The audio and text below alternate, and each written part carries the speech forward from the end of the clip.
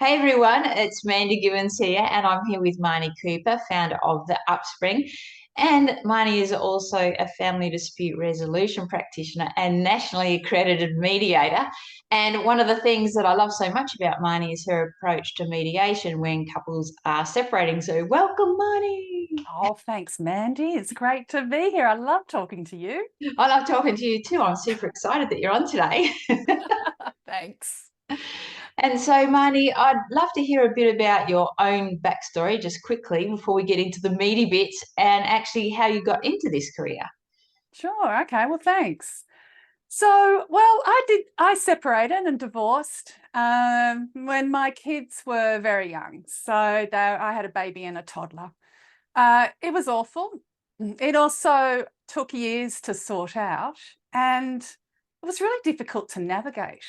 Like, I didn't know, I didn't even know anyone who was separated, but I didn't know who could help, uh, what to ask, let alone what I was meant to do. So I got on with raising my children, and I returned to university and finished my psychology degree. But then people would come to me asking for advice about their separation, their divorce, either going through it, or they'd talk to me about how they felt once they'd done it and worked through it. But there were so many commonalities. Like, they really were deflated. And I suppose people were stumbling through it and felt like they should have dealt with it better, or things could have been different. And they seem very the poorer for it, I suppose, financially, but also more importantly, emotionally. And it's really difficult because at the time, it's the time when your kids really need you to be in great shape. Yeah, yeah. So I became a mediator and a family dispute resolution practitioner. And I created the Upspring as a place for separated parents to come to have the kind of mediation that would let them get on with their life. And Yes. I see with mediation, we need to have some more conversations about what a powerful tool it is and how you can Yeah. use it. And most importantly, like, how good it is for children. Yes, that's right. And isn't it amazing? I mean, even being through my own marriage separation, you kind of feel very helpless Mm. and disempowered, right? And especially if you have people around you that, in my situation, I had people around me that had been through nasty separations, and my former hubby did as well. And so they were trying to have influence over what was going on for Oh, us, right? yeah. And so that made it challenging because I mean, I just kept saying to people, I don't want to hear it. Yeah, I value your advice, but I want ours to be different. And they go, everyone says that. It'll never be different, right? No, I know. And so I think that it's wonderful to, be able to find someone who can help with that, right? Who you feel comfortable and confident with, who then you're not sort of listening to the outside noise. And not only that, because you have been through it yourself, that's like lived experience, and that just makes such a huge impact, because then when people come to you, they know that you genuinely understand what it's like, right? Yeah, I do. I do. And it's something that I see, that people in this time, it's so stressful, but they don't necessarily present the way that they ordinarily would. And I think that that needs to be taken into consideration as well. Yeah. That, yeah, how you're dealing with it or not dealing with it, um, you need to be given some leeway and uh, and viewed not only respectfully, but also with an understanding that you're just a human going through a bad time that isn't going to last forever. Yeah. And when you've got two people that are experiencing a lot of, usually there's a lot of like emotional and mental turmoil, right? And Yeah. that puts you then operating from a place of fear, when you're making your decisions and how you're Yeah. communicating. And it's Mm. not often, one partner or even both partners can kind of see or feel maybe that that person is coming from a place of distrust against them or anger or something like that, when it's not that, it's just fear. It's just like, Oh, you know, such the case, yes. fear for themselves, fear of the unknown, of because you're losing your identity, right? And it's just everything that you had thought that your future was going to be is no longer, and you're just thinking, I don't even know what my life would be like tomorrow, let alone I know. anything else, right? Yeah, it's not as if you prepare for it, is it? No. Like I mean, we get married because we're committed to staying with that beautiful person for the rest of our lives. So it's not as if you have a toolbox or any kind of knowledge of what separation is, apart from maybe what you've seen on TV or with friends. But yeah, you want it to be different. And I think, and the fear comes across as, it can be anything from hysteria to anger, or just even shutting down. And I find that's one of the things about mediation, that you need to prepare really well. And I see when you prepare and know what you're walking into, that it drops that I suppose that sort of emotional reactivity, but also your fear. But it's like anything, isn't it? If you prepare for it and learn about it, you're going to deal with it somewhat better. So I suppose that's the thing about mediation. I see people doing it successfully and coping with it a lot better if they know what the process is and know what's expected of them during that time, and also have had some time to work out what the issues are, what are they dealing with, and what their outcomes are. And I feel as a mediator, I've got to help people do that. Yeah, that's it. And it's, the thing is it arms them with knowledge, right? And it takes that fear out of what the next steps are, and it kind of puts them back in the driver's seat. Oh, exactly. But that's the driver's seat is the interesting thing too, because this is why mediation exists. It's so that you do retain control over the outcome. It's meant to be used for you to work out the arrangements that are great for your kids, and also something that you can live with and that your co-parent can live with. Like you're not meant to hand over all these decisions to other people. But I don't know if people fully know that this is the case, and then how you get to use that. Yeah, that's it. Well, the great thing is about having someone like you is that they can ask you the questions rather than asking people who don't really know or have had their own bad experiences, right? And rather than sort of getting wound up in all that, they can come to you and you can like be very factual and explain it so it puts their mind at ease. And then, because otherwise they're going to be losing sleep, they're going to be stressed to the max. They will then like maybe do silly things, say silly things that they probably shouldn't say, makes things worse. Yeah, and you see people getting certainly, I want people to ask me a lot of questions. I wouldn't mind going back to that point about what people tell you or what you hear, because I think that's one of the big myths about mediation. I think that you're going to go into a room and that you're thrown in there, right? You just walk in and then you end up rehashing the same old arguments from before. And certainly if you're not prepared with some understanding of the conflict and some sort of strategies and tactics in place to negotiate and know what you're working on, I think that's the danger of people go into just being positional. It's that old, you hear people saying, I'm not settling for anything less than 60%. I want my 60% and that's it. It's like you see it in business as well with negotiations. They throw the offer down on the table. That's it. I'm not budging. Well, there's no room for negotiation. But if you prepare before then to know what it's like, they call it bracketing. So if you know what your what you want, but also there's room to move, and you understand where the other person's coming from as well, you can start looking for what the gaps are so that you can get sort of somewhat closer. But I think, yeah, it's a real danger just to get stuck on a position and state it.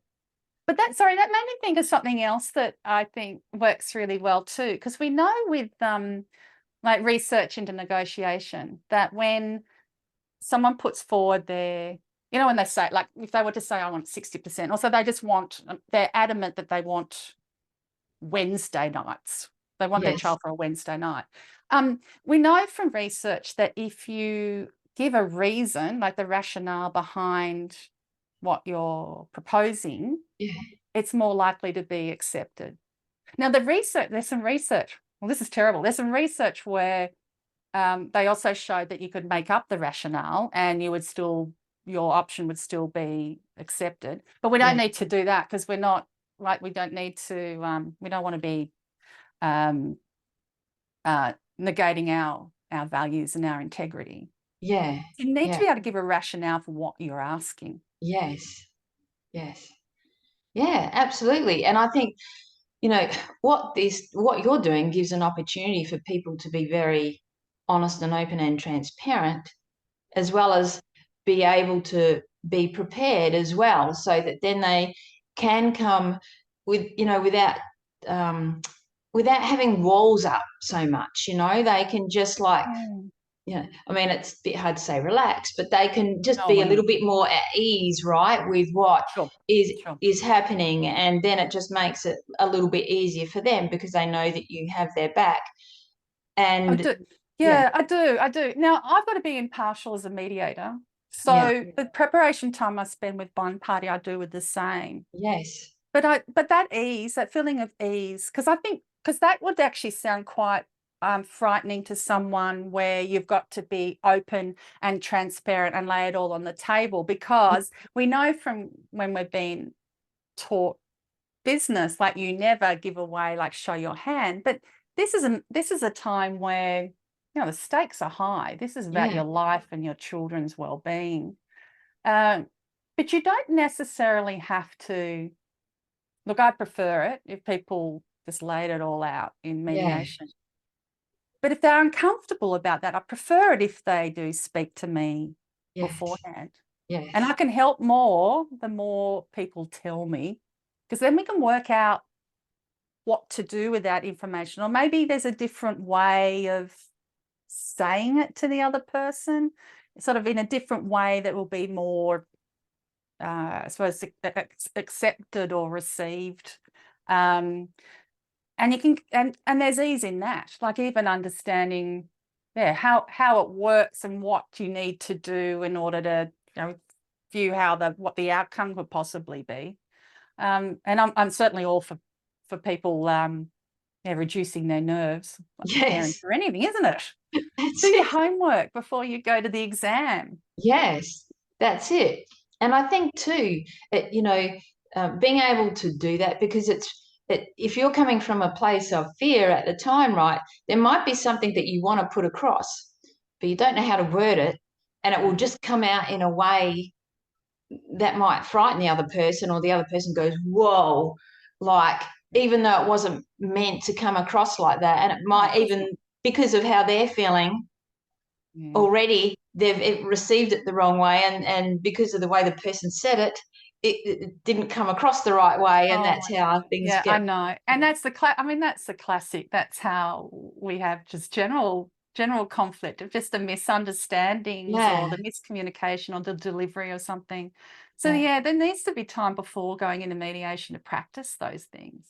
And there's a thing in mediation. So there's a process, and this is facilitative mediation that I do and talk about, where there are private sessions, like, you call them private sessions. So during the mediation, a mediator will say, well, let's just have a break and I'll speak to you one-on-one. It's still confidential, but they can use that time to just have a little practice, or just try something a little bit differently and get and practice it on the mediator. So They don't give you advice about whether that's going to work or not, but you can practice and just have an understanding of, yeah, maybe there's a different way of couching that, and always give the reasoning for it and have some, some backup and an explanation to go with that. Yes. And do you mind if I ask you, because this is something that we spoke about in our, when we caught up via Zoom for our coffee catch up. And that's, because I know with my own coaching with men, it's sometimes I have to offer some insight into how their former partner might be feeling when they're going through, separation or something, just to, and it just helps, right? Because sometimes, because often with men, because there is very much an identity piece, that comes into it. And when a man has been like the father, the protector, the financial provider for so long, all of a sudden he's like, everything that he has lived for and who he feels he is no longer there, right? So because it's just not the same environment anymore. And that's terrifying for him, because he doesn't know who he is anymore. And so that's, when you'll see men like starting to spiral downwards. And then with women, obviously, especially if they haven't been the main financial provider, or that's pretty scary for them, right? Because they're thinking, oh, well, I don't know how I'm going to provide for my children now, for myself. How's this going to play out? And it just brings up, so many different fears within of what the future will hold, right?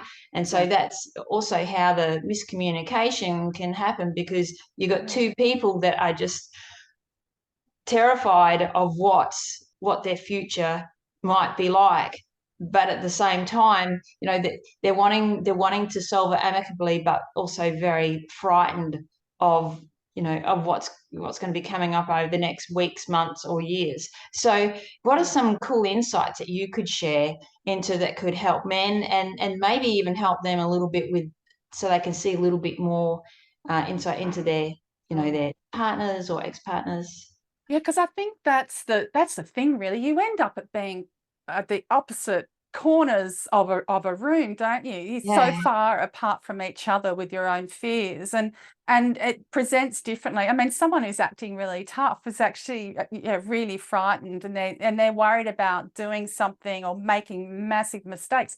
And this is the thing, because you are making huge decisions in the time of like dreadful stress. But the ones who are really good at this, and the ones where I see being the most successful, are the people who can work through that and think about the perspective of the other person. Now, look, it's really hard, and it's a really hard, like that's a hard ask of someone, particularly, I mean, if they've ripped your heart out of your chest and they've stomped on it, the last thing you want to be doing is thinking about their point of view. But if you can understand or start seeing that there could be a completely different way of viewing, it's like you look at something, like if everyone looks around the different the facets of an object, you can start seeing there are other different ways of seeing it, and maybe how that flexible thinking will actually help you in many ways. So, because it'll help you work out where the other person views it, where they're sitting on that. It'll give you a better view of what the gap is, and maybe even possibly see where you're in agreement. Because that's something else I see in mediation as well. Some people, when they can be this flexible and take different perspectives, they actually start seeing that they're closer in agreement on certain things than they would ordinarily have thought. But it means that they can then, it's that thing we were talking about already, the way you present something or explain something, if you can understand where the other is coming from and what part of it is actually the thing that they're interested in. Look, there's a really old analogy and story told in mediation about two sisters wanting to split and like fighting over an orange. and it's the old Solomon's baby, you know, the idea is just to cut it in half. But I mean, one wants orange juice to drink and the other one wants to use the pith, the zest to, maybe not the pith, but the zest in a cake. So, and it's not until you get talking about it and considering the other that you can actually work out how to make this work properly.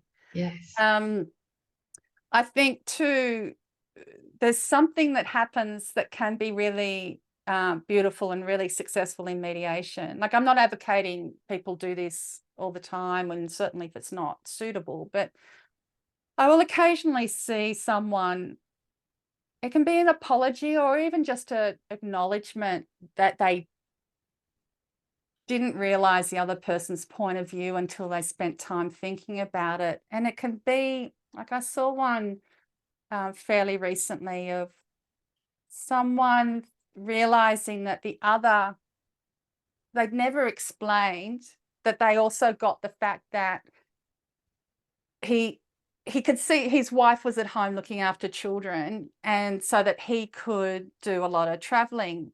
But it wasn't until he spent time thinking about what that all meant and how it all worked that he came to the realization that maybe he needed to say something about that.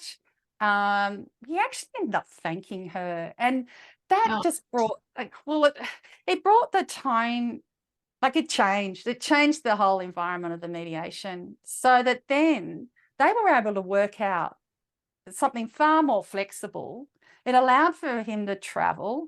It meant that she was okay with being like flexible to a point, like getting some warning, but being flexible about how things arranged, knowing that he wasn't taking advantage of her and that she wasn't just being difficult.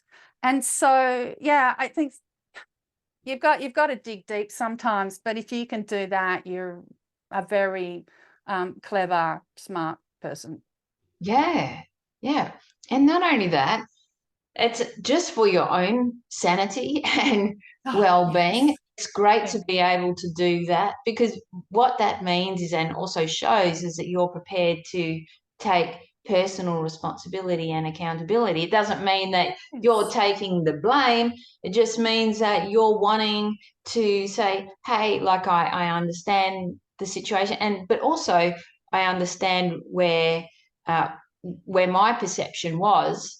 Now I feel like this, and you know, and I want to take responsibility for that, and moving, you know, and also, like, because then it gives you more possibilities and opportunities and moving forward, right? Because it just takes the blinders off big time. Yeah, exactly. And look, that's a really great point too, because the mediation on the day of mediating is about creating your future. It's all about future things that you need for your children need, and you need for your life. So and you're also going to continue needing to be flexible and negotiate on things later.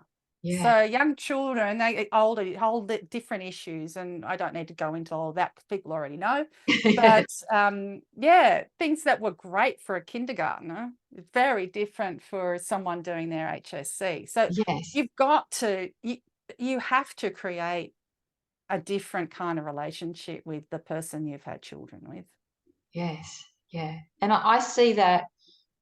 Seeing that with my clients, especially when it's come to children, right? And there's, and especially if, I'll give an example, you know, like if they're broken up and then the wife ex-wife, I should say, you know, has moved on, you know, with someone new quite quickly, and then all of a sudden that's like, hackles are up, right?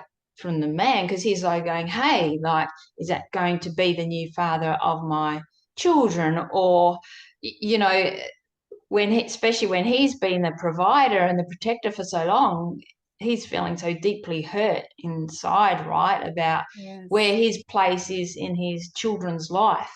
And so, you know, when there's situations like that going on, that makes it very difficult too, right? Because then there's people are coming from deep hurt, and then it's like, well, screw you. I'm going to do If this. you, And then and this is what I want, and this is how it's going to be. yeah. Yes, because that's a big fear. The big fear, it's the fear of being replaced by someone else. Yes. And Yeah. yet also in terms of maybe that's another thing too of trying to take the perspective of the child, because it's a legitimate fear that we're going to be replaced by someone else. But for children, there's no there's Yeah. no way you Yeah. are replaced. Yes. So what do you tell people when they are that concerned and feel like they are being replaced by the new partner? What do I say? Yeah, I want to know what you Okay, cool. Well, I try to give insights into what she might be feeling. And then also like insights into, you know, like that the kids are probably confused, right? They don't know. They don't want to have to make a choice. And if he like goes out of his way to take responsibility for just focusing on his connection with his kids and operating from his core values, and it's actually part of the inner resilience compass that I work with on men is very much about always, if they have children, that's a core component of that, no matter what is going on in their life, that they stay strong with their connection with their children. And that can be hard if it's very volatile situation, right? If they've got one partner trying to turn, the kids against dad or whatever. But I always say you do the best that you can. Don't you go shooting off your mouth and saying crazy stuff, because then that's just more ammo for the other party, right? So you make sure that you stay, that's why I give them tools and so forth, that they can utilize to regulate their nervous system, right? Come back to their core values, their inner resilience compass. Is what I'm thinking about saying or doing right now congruent with that? If not, do not go there. Yes, yeah, exactly. And what's the greater benefit for the kids? Because it's quite interesting in situations where you'll find that, kids might start to turn against a parent at times because of what's from one parent sort of turning it, turning the children against the other parent. And what happens is usually it may pan out like that for a bit, but then as the kid gets older, they usually turn around and go, Dad, I love you so much. I'm so sorry. And it can be such an awful thing to have to go through. And I always say, just be patient. Don't give up, right? Sometimes it can just be something like 3 or 4 months where it's like that. Sometimes it can be a bit longer. But just remember that the ex is operating from a place of fear. Yeah, because you hear about that happening and you do see it. And it's like some people will, when they're operating from fear, they're trying things and doing things that may not necessarily be part of their general way of being also. Yes. But the danger is that the other party, the other parent, then it's like they're trying to then do things over to circumvent that. And you think, no, just stay in your path. And that's the same advice I give with mediation and with preparing. Just keep your eyes and focus on the children. What do your children need? And they do not need to be dragged into conflict. I know that people always say this, but there are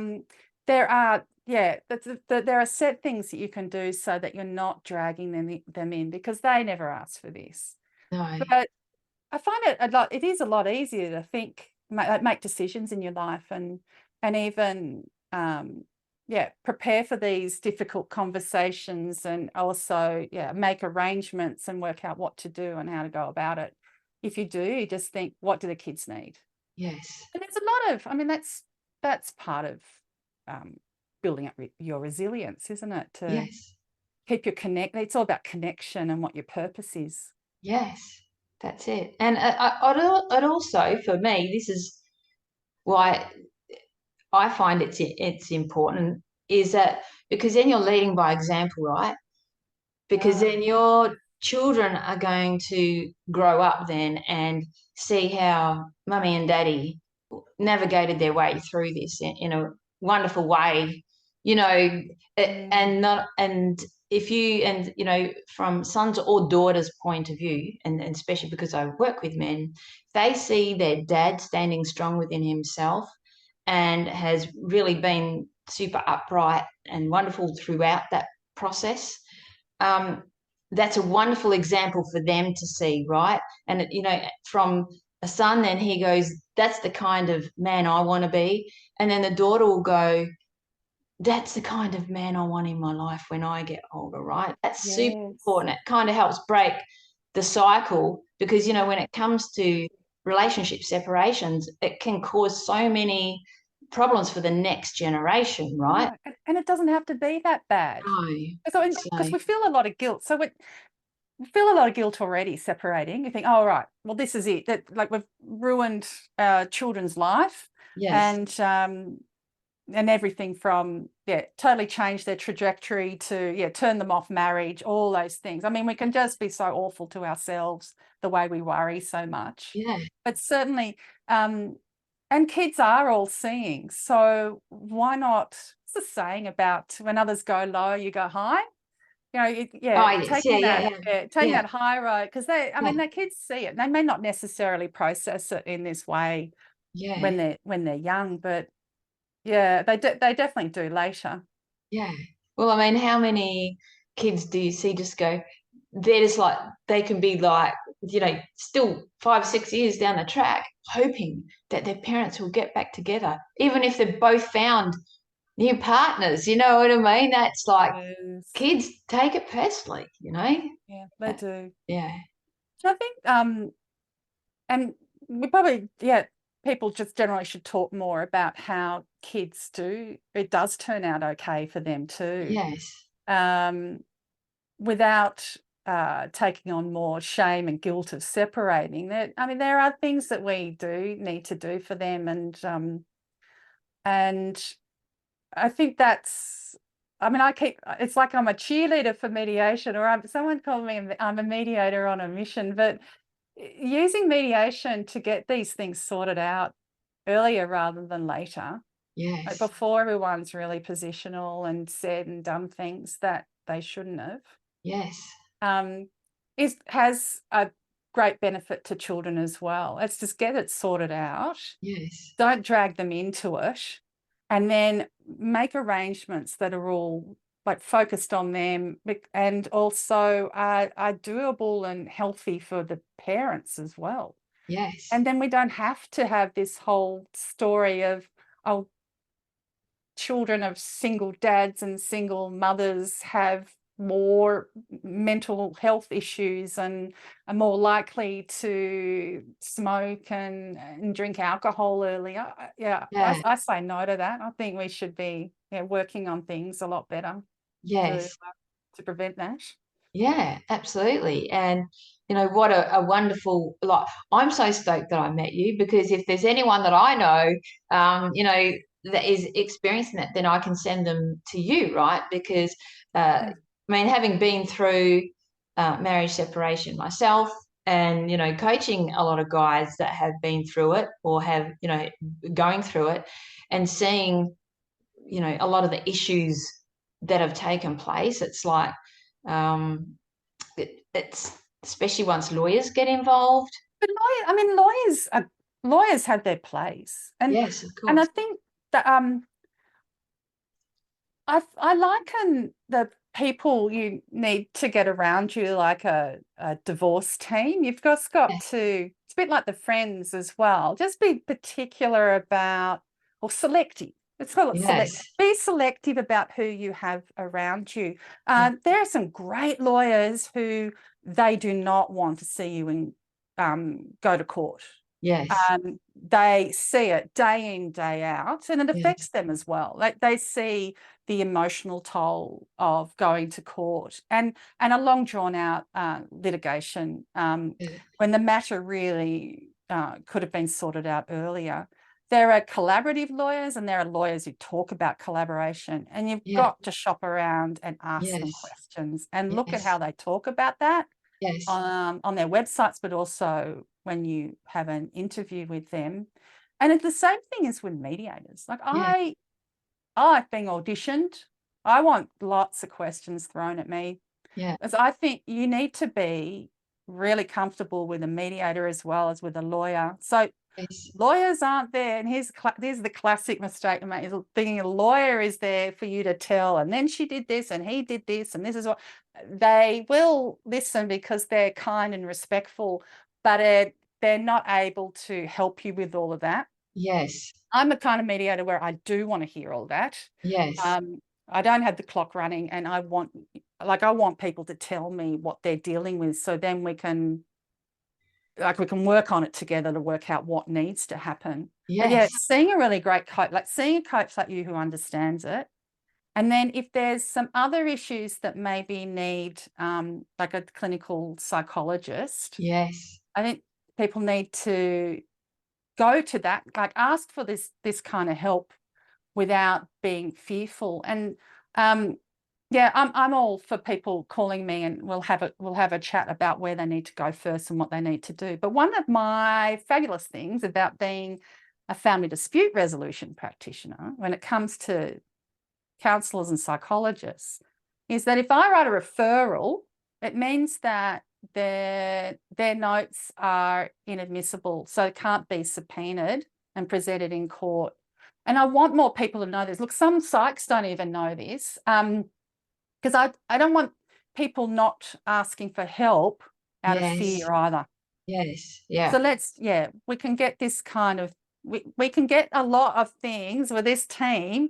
We can get a lot of things sorted out early before they become big. That's very, very good to know that, you know, what you just mentioned about it not being admissible in court, because then that will, you know, people being able to come to you and be able to open up about things, and especially if, you know, when it comes to their fears as well, or something that may have taken place that they don't really want to be out there.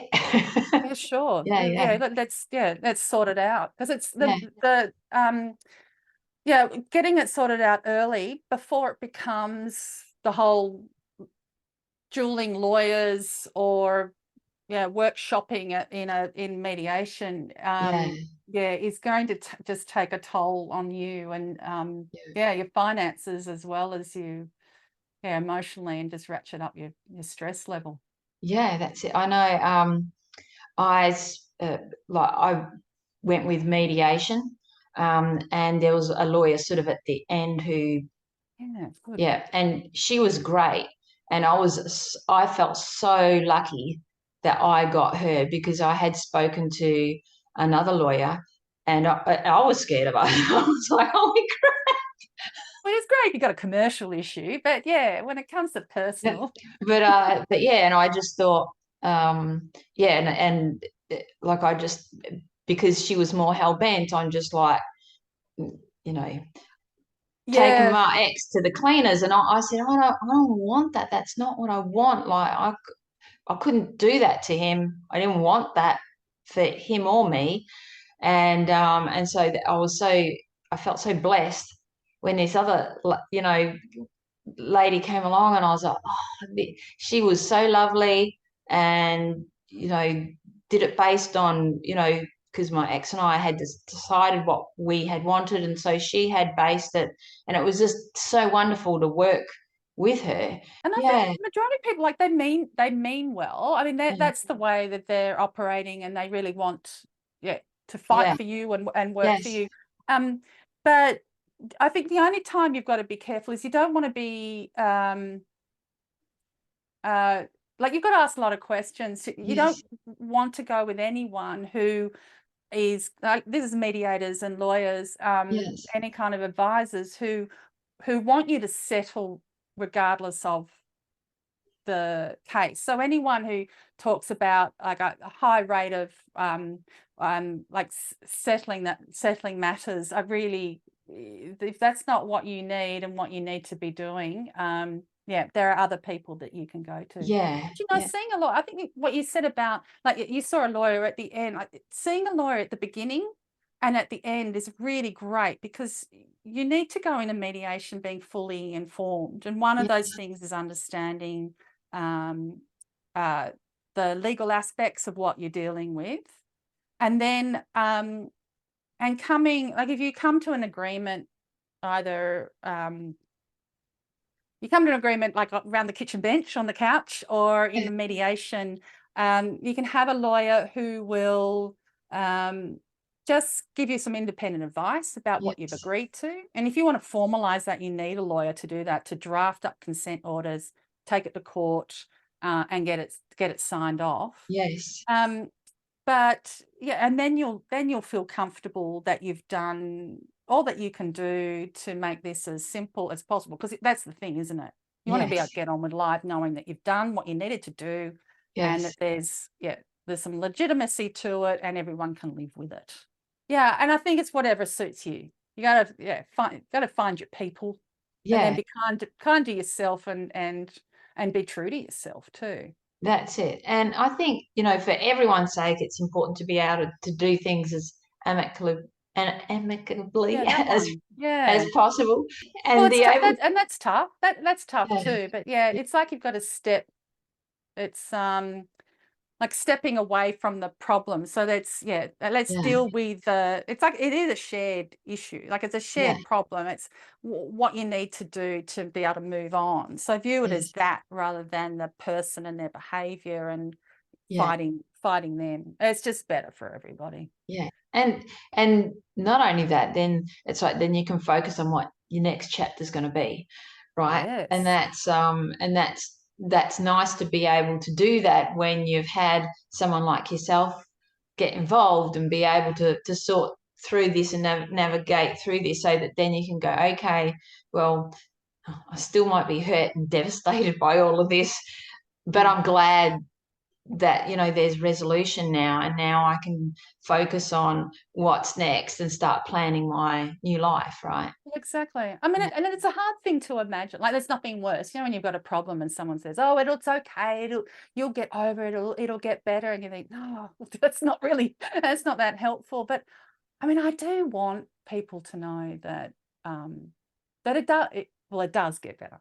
There is a life. Look, it's not the life that maybe we envisaged.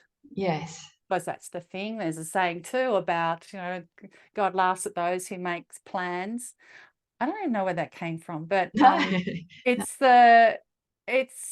look, it's not what you're prepared for, and it's not what you thought things would be, but it does, it's different, but it can be good too. But it's up to you to create it for yourself, rather than just letting other people tell you how it's meant to be, or how it should be. Yeah. Killer of all joy. And if there was anything that you could, because one thing that I do know, because I try to, you know, when I work with my clients, I try to be able to help them move through it resiliently and be able to come through it with more strength, right? Yes. Rather than destroy them. So I want them to be able to, that's why it's resilience and anti-fragility, right? So that they can like power through it in a way. Obviously, they're still going to have hurt feelings, and there's going to be ups and downs, but to be able to move through it in a way where they can come out the other side of it stronger, and really be prepared in an incredible way for the next chapter, right? So they feel empowered. It's about empowering themselves. And I think, you know, from a resilience point of view, if you have someone like yourself to be able to help you through this, then it does make it a lot better and more helpful for you to empower yourself, right? Oh, thank you. Oh, that's really great. Oh, I love it. You're on my team of cheerleaders. Thank you very much, Mandy.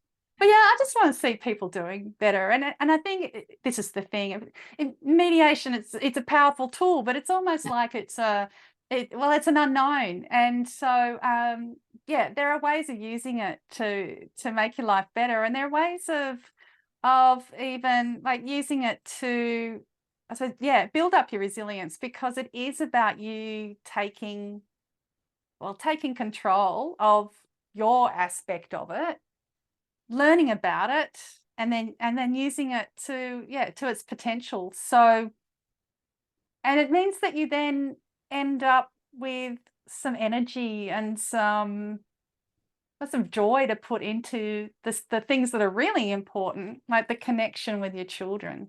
Yes. Yes. That's cool. And how, you know, because of the type of work that you do you find that it's actually personally helped you become more resilient? Oh, that's a good question. Thank you. Well, yeah, the thing for me in terms of resilience, for me, it's important. I mean, we know that resilience comes from positive experiences. So for me, the positive experiences come from connection and purpose. So my purpose as a mother with my children. But yeah, I get a lot of satisfaction and that whole, the purpose from helping other people. As cliched as it sounds, not make the mistakes of the mistakes I made, but also, yeah, just get through it and work on it a little quicker and a little easier. I know we said earlier, it's not, yeah, the ease is not necessarily, this is hard work. Yeah. I think, yeah, people need to be courageous when they're taking on, well, separating really is courage in itself, but also taking on, like deciding that you're going to do something about it and using something like mediation. It does take courage. And I like that with people that I work with. I take a lot of satisfaction from being someone who can help, support, provide resources, provide some tools, direct them in the way that they can do that. And I really admire them too, because I have people telling me their worst fears, and they tell me things, because you find the same thing, because they're telling you things that they've never told anybody else. And I find, like, I really appreciate that, and I don't view that lightly. Yeah. Yeah. And that speaks a lot about you to be able to want to create that safe place for people, because, you know, it's during those challenging situations that's when, you know, a lot of people will say, and, you know, it's always interesting who has your back when you're going through challenges, right? The people that you think that will don't always have that, right? And so, because people are going, whoa, that's too hard, like, you'll be right. Everyone goes through separation, like, see you later, too hard basket, right? So it's like, so having someone like yourself, it's so wonderful that people can come to you and you can be that vault for them. Oh, thank you. I don't know what else to say. Oh, I feel bashful now, but yeah, thank you. But I think that's the thing, isn't it? With it's resilience. I mean, it's resilience training, and it's the looking for. You only need 3, don't you? You only need 3 like strong. Well, a stool only has 3 legs. You're only looking for like some of the 3 areas, and one of them is looking for those. Looking for those helpers, or looking for a connection. And you don't have to have millions of friends either, because like, if you have millions of friends who are all wanting to help, people just don't know what to say. They mean well, but I suppose that's the thing about being selective about who you choose and who you tell, and then they'll rise to the occasion. Yeah. But that's my take on it. But I think also, and just being, I suppose on that note too, I feel gratitude to people who do actually try, because there are people, they don't know what to say, but they do try, and they do want to help, so they just help in different ways. Yeah, that's it. And you can always, even with the men that I coach, always say, like draw like a box with squares, right, in it, and it could be 4 squares, 6 squares, whatever. Write a list in each of those squares. Who's the person who is your vault in your life? Who's the person who you'll go and play sports with? Who's the person that you'll do this with? Who's the person who you'll joke around with? You know, so you have those, so then you're not calling on the person who might play footy with on the weekend, but he really doesn't care about helping you with other things. So then you then get to take responsibility for, you know, for those people. So at the times that you just want to play footy, you got Joe Bloggs over here. And then for the time that you want to speak to someone, you know, your vault person, then you've got that there. So it's not a bad way of categorizing people. It's just a more, I take responsibility for who I hang out with for what I want in life, right? Yeah, I like that. Yeah. It's looking at, I suppose, what capacity they have too. Yeah, that's it. But it's also, yeah, and I can see that that's taking responsibility for reaching out, like to actually go looking for the person who can, and the people who can help you. Yeah. Well, the worst thing you can do is like sit at home and just feel really bad about yourself and not talk to anyone. That's it. And it's, you know, and also if you know someone is probably going to bag the crap out of your situation, you probably, you know, don't go and spend time with them, because you know they'll make you feel even worse, right? Or you'll you'll behave more destructively. So if you've got people that you know that you can turn to, that are responsible and who will have your back and want you to rise in life, they're the people that can sort of bear the weight of what you're going to be sharing with them. It's great to know who they are, even if it is as one or two people, to have that, so that then, you know, in those moments when you need someone like that, you can go to them, and you can always ask them if they would be that person for you, which probably sounds kind of weird. A lot of guys feel weird about that. Awkward. But I think people would appreciate being asked what their capacity is as well. Yeah. And I think that's also, also going for, like, asking for professional help too. Yes. So finding, go looking and research and find someone like you with a specialty. Yes. It's finding that, like, even talking to a GP. Look, I'm all for shopping around for a good GP as well. You've got to be able to talk to someone. You've got to be able to tell them what's really going on. Otherwise, they're not going to be able to help you. Yeah, that's it.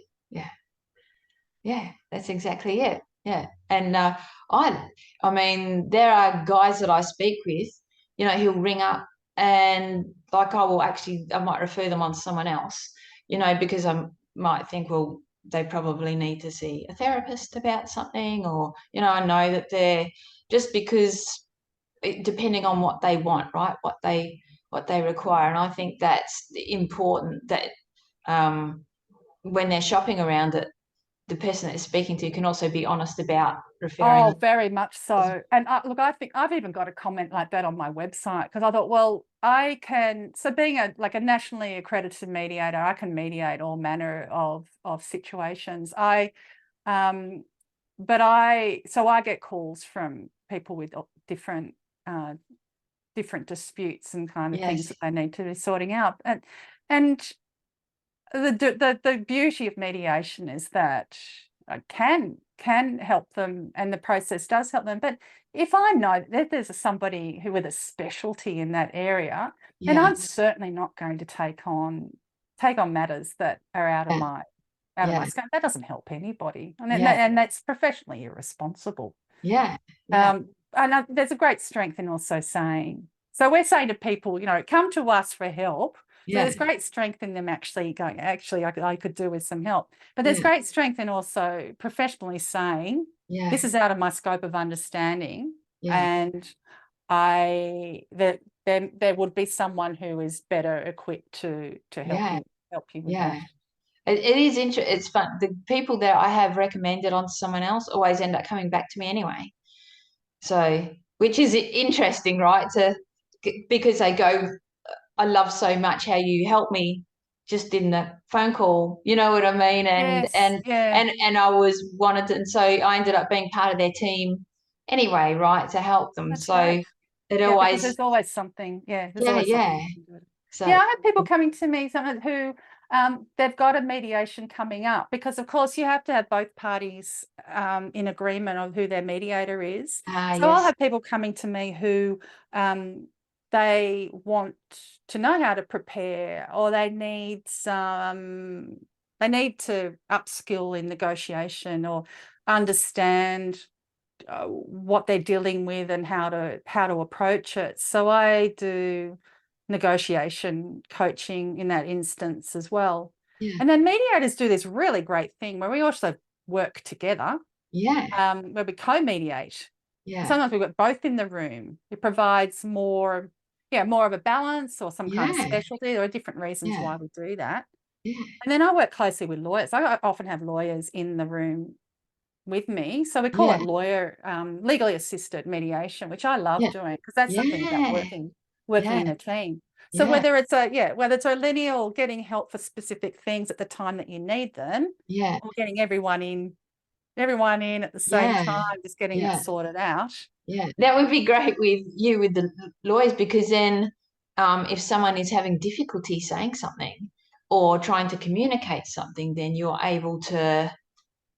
Yeah, well, the lawyer goes in as the advocate for that party, whereas I'm in the middle, making sure that and knowing what the things are that they've worked on to communicate, knowing that they need the space and the time and the quietness to say it. But yeah, that having the lawyers there as well is really helpful for them. Yeah, yeah.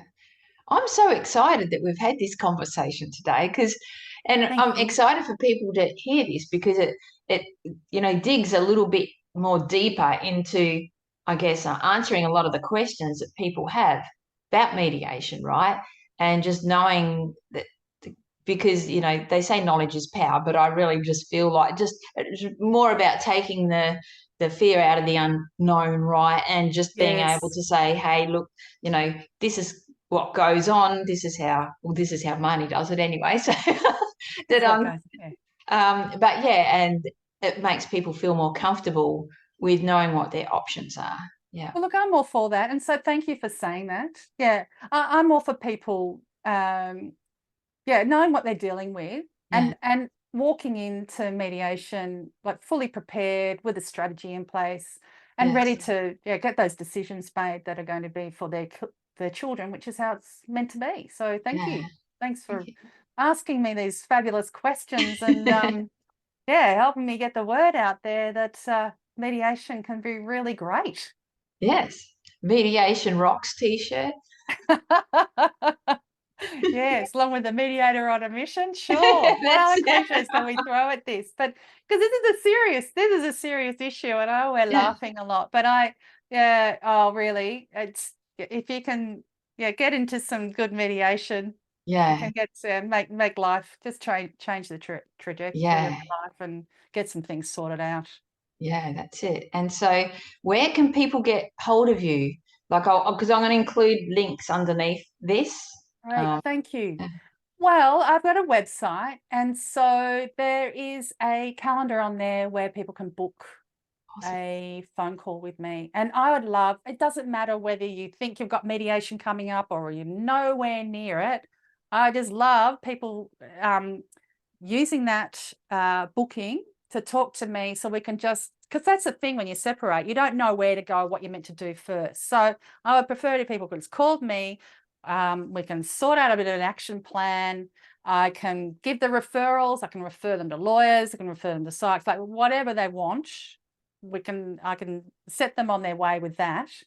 And the other thing I'm doing on LinkedIn is I'm putting up some like material. So just some of the things like, we didn't even talk about them today. Some of the stuff I've got up there, like negotiation skills and techniques and cognitive tell us quickly about that then. Well, there are things to look out for, that like negotiation, like strategies and techniques, things like the cognitive biases that get in your way, whether you're negotiating a car or a job, like a salary rise or going into mediation. There are some things that if you're aware of them, then you can use them and know that they're, you're not being swayed or directed elsewhere. Yes, yeah.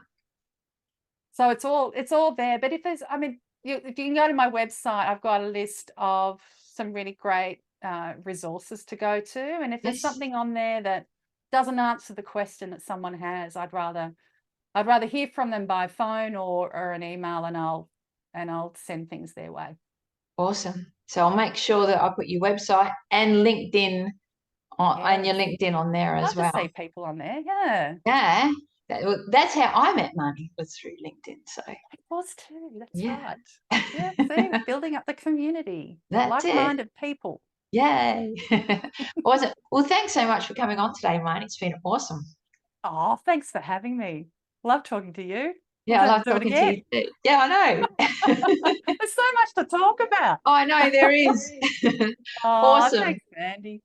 Well, everybody, make sure that you reach out to Marnie. I'll put the details underneath this podcast. And thanks again so much, Marnie, for coming on today. It's been really, really good. Thanks. Thanks, everyone. Thanks, Okay, Mandy. big hugs, everyone. See you later.